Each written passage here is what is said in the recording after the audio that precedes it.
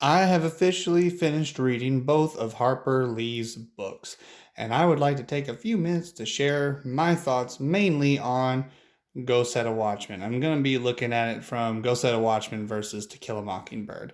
So, first and foremost, To Kill a Mockingbird, clearly the superior novel. There's no ifs, ands, or buts about it. Secondly, Go Set a Watchman is clearly not a sequel to Kill a Mockingbird. I don't care who says it, it clearly isn't. Now, if you will please sit back, relax, and I'll share what thoughts I can at this time.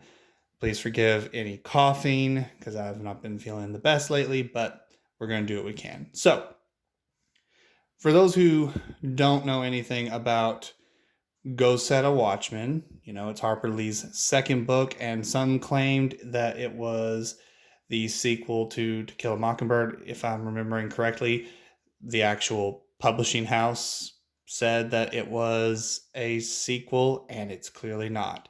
I'll give you two reasons why it's not a sequel. First and foremost, in this book, there's a man named Hank who's a few years older than Scout.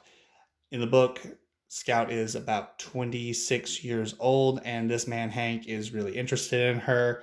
Apparently, they go a long way back, and he is not mentioned at all in To Kill a Mockingbird. And some might say, oh, well, they can always retroactively add a character. An author can always do that. True, but here's the thing. He's supposed to be around when Dill is around, and Dill shows up very early. Dill hangs out with Scout and Jim in the summer, and the rest of the year Hank is around because Hank, he leaves for the summer and Dill shows up in the summer. So the two boys didn't really hang out. And there is a flashback scene where it's clear that Scout is still a very, very young girl and Dill is there. This book also starts with Scout from a very early age, like 6 years old. Dill is around at that point. That's a continuity error if this is supposed to be a sequel to this. Doesn't make any sense. So that's number one. The existence of Hank pretty much null and voids this as a sequel. Second reason, there is a court case that is referenced that is very similar sounding to this one. It's different, but very similar.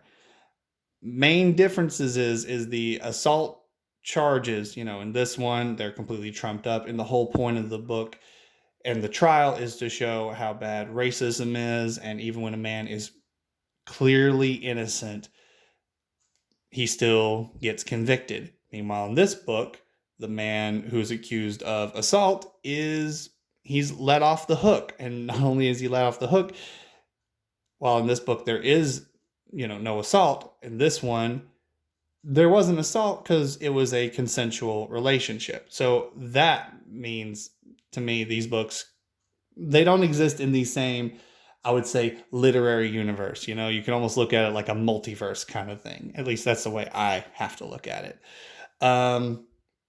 So let me move on from the, clearly not a sequel. So basically, two continuity errors to me proves that cannot be a sequel. Also, kind of written first, so I don't know. Doesn't really make logical sense for this one to be considered the sequel. So, about Go Set a Watchman. If you don't know anything about it, it's about Scout. She lives in New York, and she's returned to Macomb County to hang around her family for about 2 weeks. And while she's there, she realizes a few things.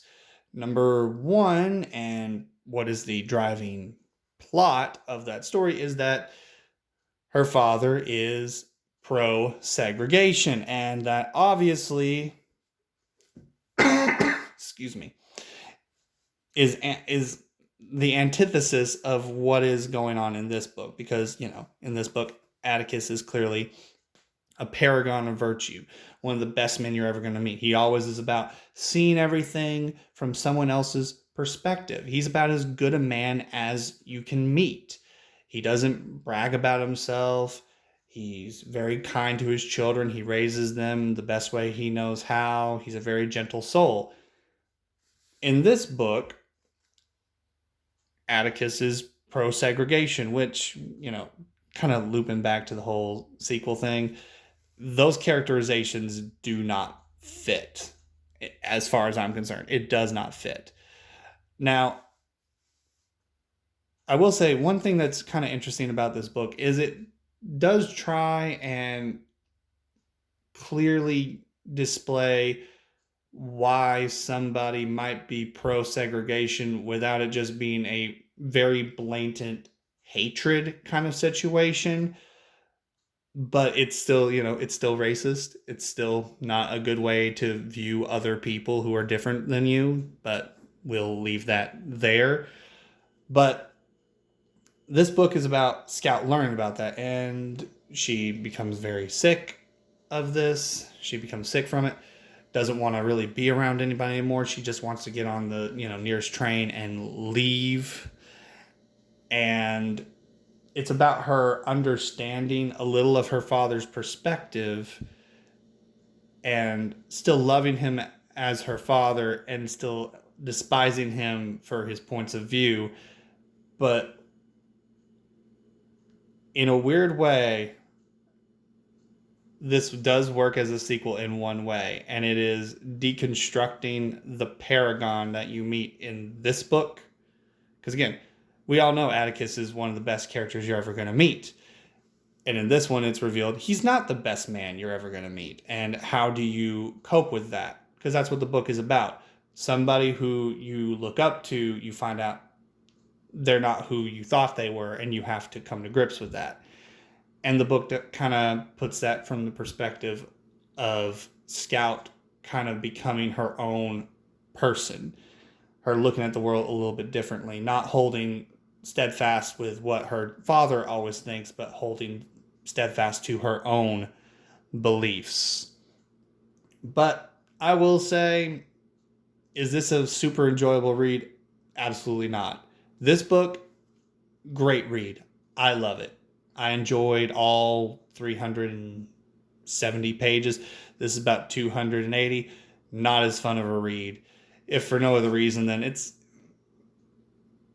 I'm not saying that I can't read books about, segregation, racism, stuff like that. Obviously, I can watch movies about it.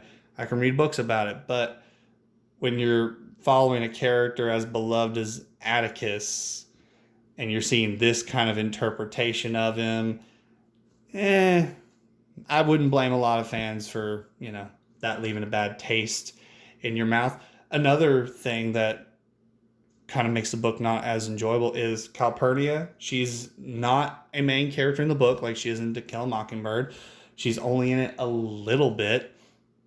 And another revelation that she has, Scout, is that Calpurnia does not love her or her father or, well, I think she still loved Jim, but she despised them because of racism, because they were white and she was black. That familial bond they have in this book, in this one, the depiction of their familial bond is she thought, Scout meaning Scout, she thought it was a great bond, and it turns out it was never there. She just thought it was. So, that's not a fun thing. And if you haven't watched my initial thought video, another problem with this book is Jim is dead. He dies before the book takes place. It's been, at the timing of this book, he's been dead for like 2 years. So you see him in a few flashbacks. You see Dill in a few flashbacks, but Dill is off in Europe somewhere. Jim's dead. So two of the most beloved characters in this book, they're not here in this book except in flashbacks. So I guess I've kind of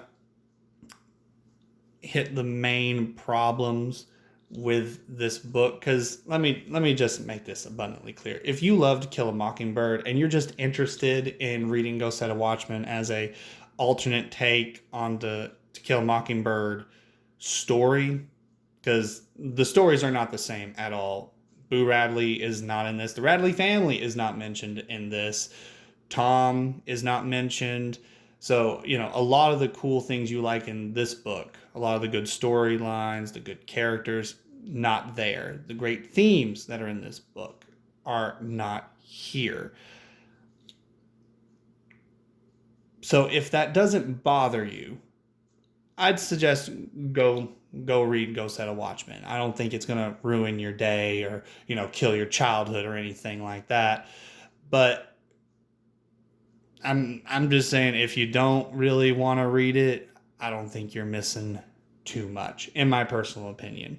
There's probably a lot more thoughts I could share on this, but I'm kind of shooting this, off the cuff kind of thing. If I ever have any more thoughts, I might make another video. But for now, I'm just going to leave it at that. This is a superior book. This is not a sequel. Go read this. Only read this if you really want to. Otherwise, whatever. Thanks for watching.